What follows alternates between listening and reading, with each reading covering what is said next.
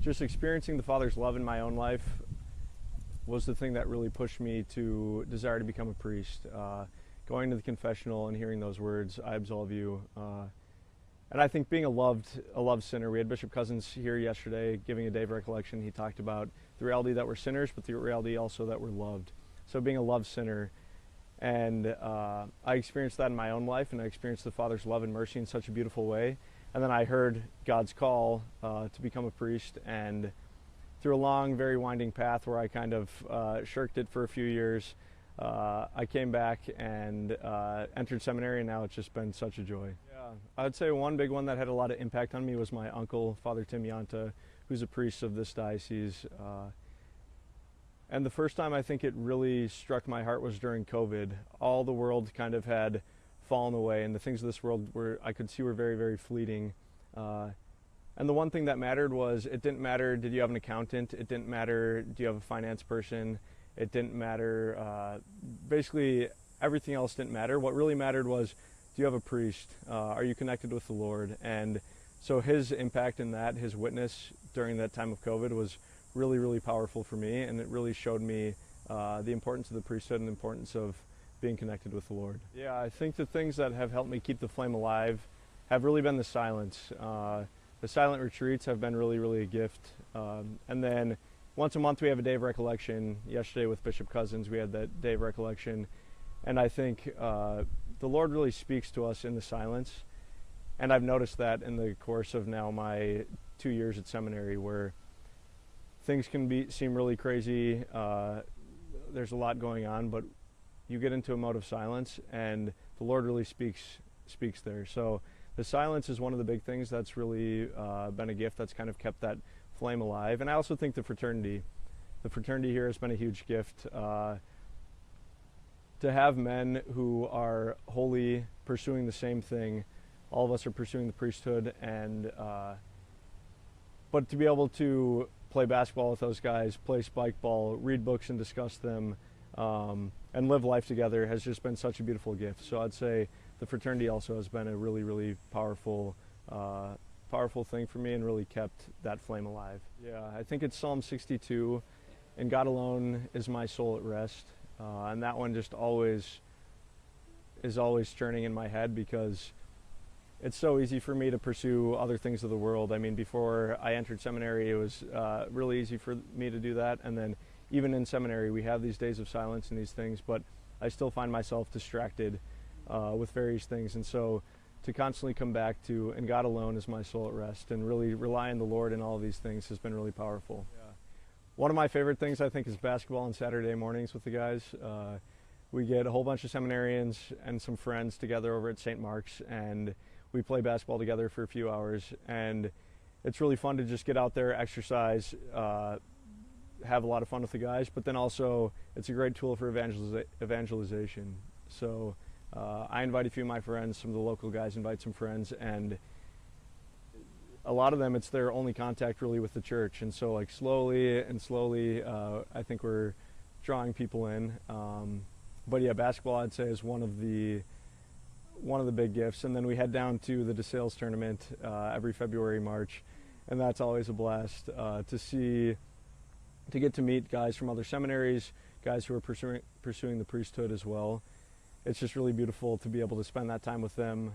Last year I had 2 different apostolic works. The first one was tutoring homeless children at Sharing and Caring Hands in Minneapolis. And that was really beautiful, because I went into it thinking I'm going to teach them how to be better students at math, or be better readers, or different things like that. And what I really found was what they were looking for was to be loved by somebody. And so I went in there and just made it my main mission. I'm going to teach them math, I'm going to teach them how to read better, but my main thing is going to be go in there and love them every day. And that was really powerful for me, because I began to feel a little bit of that spirit of fatherhood and that fatherly heart come out.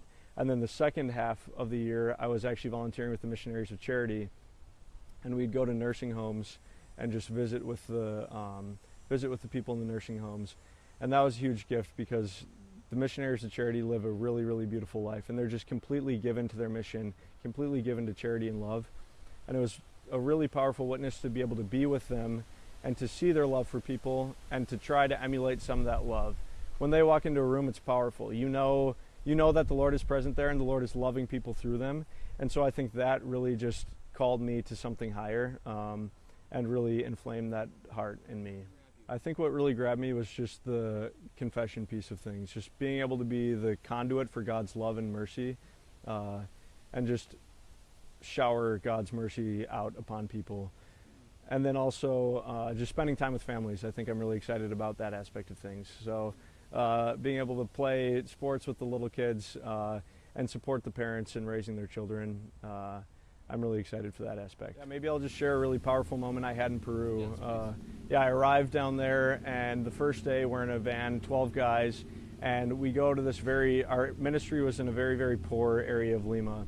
And we're in this 12-passenger van. It's kind of rocking back and forth because the streets all have potholes everywhere.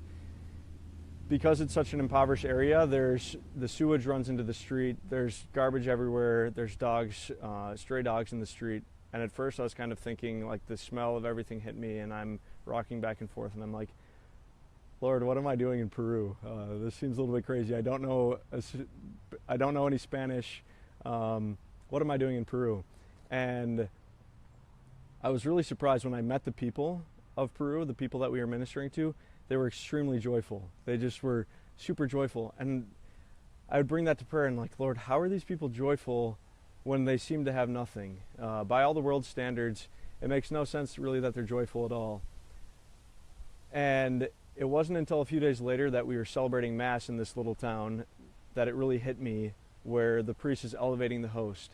And St. Paul's words come to mind: Jesus Christ is the same yesterday, today, and forever. And it hit me, Jesus Christ is the same in the Cathedral of St. Paul, at St. Paul's Seminary, at this little very poor town down in Peru.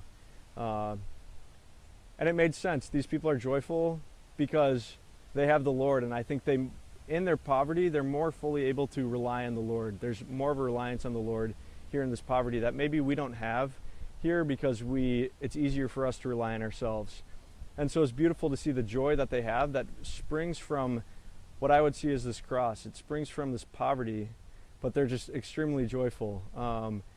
And I think that was one of the most powerful moments of this summer for me. And when Bishop Cousins was talking about that yesterday, it kind of made it click even more in my head, where it's like, yeah, in this poverty, they're able to turn to the Lord and say, Lord, I need you. And there's sometimes in my own life where I don't do that because I'm able to turn to these material comforts and say, Lord, I don't need you, I have these things. But then I find myself empty when I turn to those things, whereas they have full reliance in the Lord. Everything that they have comes from the Lord, and they know it. And so they're able to be fully joyful in it, and it's so beautiful.